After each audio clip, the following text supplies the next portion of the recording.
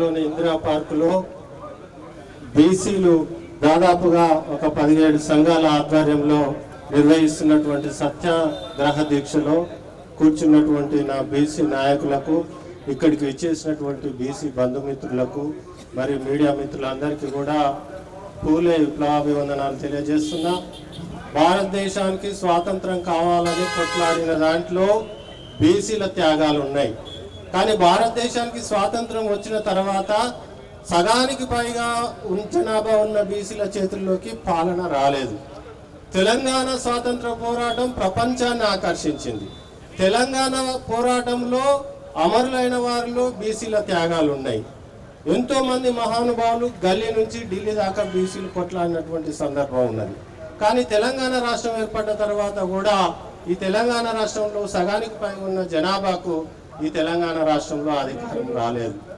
కారణం ఏంటంటే 1871 నుంచి 1931 వరకు బ్రిటిష్ ఇండియా గవర్నమెంట్ ఆధ్వర్యంలోనైనా బీసీ కులగణన జరిగింది తప్పితే ఈ భారతదేశాన్ని మనం పాలించుకుంటున్నాం. స్వతంత్రం వచ్చిన తర్వాత భారతీయులం అనుకుంటే మనం వివక్షకు గురి కాబడ్డాం మిత్రులారా.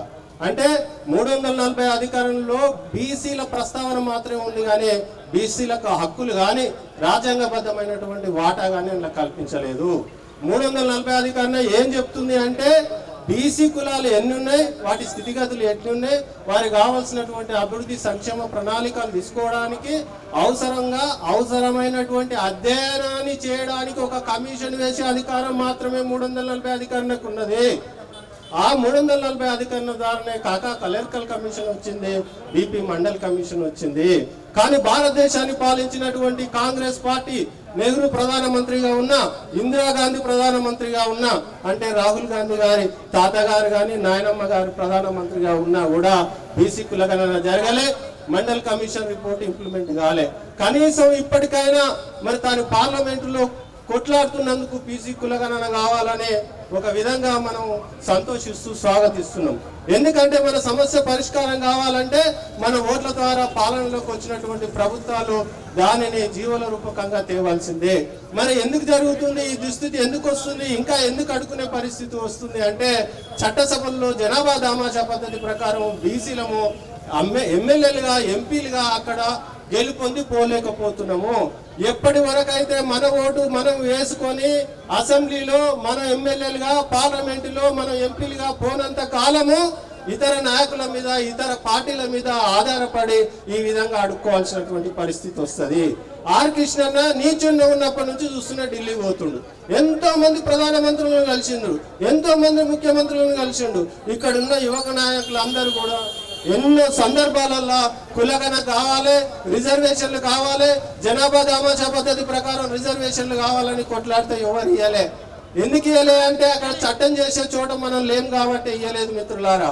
కాబట్టి గత అసెంబ్లీ ఎన్నికలకు ముందు రేవంత్ రెడ్డి గారు ఏమన్నారంటే ఎంతో మంది అమరుల వీళ్ళ త్యాగ ఫలితంగా తెలంగాణ రాష్ట్రం ఏర్పడ్డది, మరి గత ప్రభుత్వం ఇవ్వలేకపోయింది, మేము తప్పనిసరిగా ఇస్తాం, బీసీలు అందరూ మాకే ఓట్లు వేయాలని కామారెడ్డిలో బీసీ డిక్లరేషన్ పెట్టి మేము అధికారంలోకి వచ్చినటువంటి 100 రోజుల్లోనే ఈ రాష్ట్రంలో కులగణన జరుపుతాం, 42% రిజర్వేషన్లు లోకల్ బాడీస్ లో ఇంప్లిమెంట్ చేస్తామని చెప్పిండు.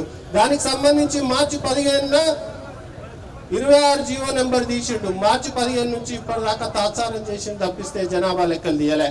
ఇప్పుడు జనాభా లెక్కలు తీయమంటే కేంద్ర ప్రభుత్వం నుంచి వచ్చే నిధులు ఆగిపోతాయి. సర్పంచ్ పాలన ముగిసి ఇప్పటికే 6 నెలలు గడిచింది.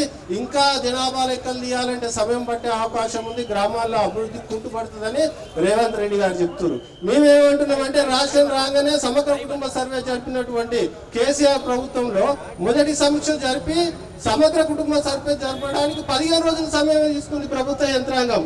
జీవో తీసిన మార్చి 15వ తేదీన ఇప్పటికి ఎన్ని నెలలు పట్టింది అంటే నీ కుట్రపూర్త విధానాలు మాకు అర్థమవుతున్నాయి. బీసీలను పుట్టదాఖలు చేయాలని చూస్తున్నావు.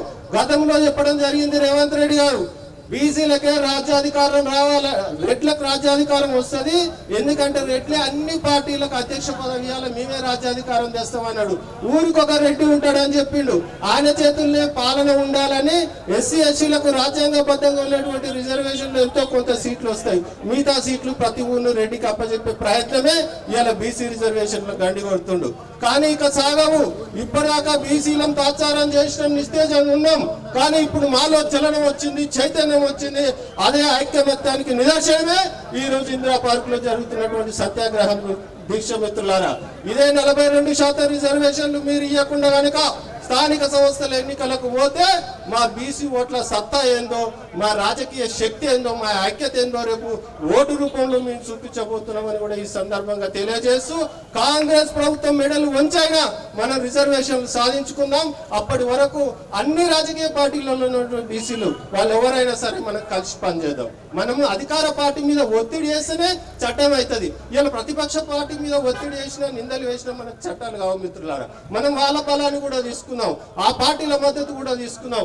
అవసరమైతే అఖిలపక్ష బీసీల ఆధ్వర్యంలో మనం ప్రభుత్వం పైన ఒత్తిడి చేసి మీకు అధికారం ఉంది, చేసే అధికారం ఉంది, చేయాలని చెప్పి కొట్లాడదామనే దానికి నా మద్దతు సంపూర్ణంగా ఉంటుందనే అప్పటి వరకు ప్రతి బీసీ పోరాటం చేయవలసినటువంటి అవసరం ఉందని ఈ సందర్భంగా పిలుపునిస్తూ, ఇప్పటి వరకు పోరాటం చేసిన మహనీయులందరికీ ఒకసారి ప్రత్యేకమైనటువంటి కృతజ్ఞతలు తెలియజేస్తూ ముగిస్తున్నాను. జై బీసీ.